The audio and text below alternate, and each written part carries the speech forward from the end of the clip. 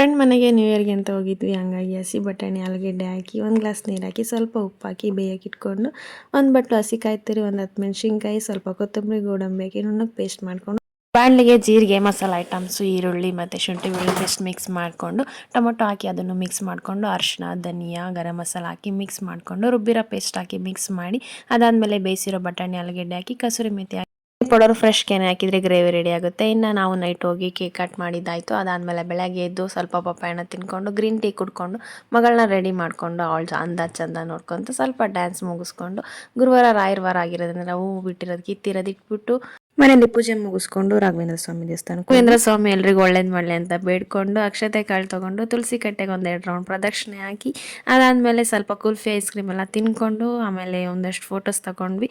ಬರ್ತಾ ಬನಶಂಕರಿ ದೇವಸ್ಥಾನಕ್ಕೆ ಹೋಗಿ ಅಲ್ಲಿ ದೇವ ದರ್ಶನ ಮಾಡ್ಕೊಂಡು ಬಂದ್ವಿ. ಫುಲ್ ವಿಡಿಯೋ ಅಪ್ಲೋಡ್ ಆಗಿದೆ, ಇಂಟ್ರೆಸ್ಟ್ ಇದ್ರೆ ಚೆಕ್ ಮಾಡಿ. ನೆಕ್ಸ್ಟ್ ವಿಡಿಯೋದಲ್ಲಿ ಸಿಗ್ತೀನಿ. Take care.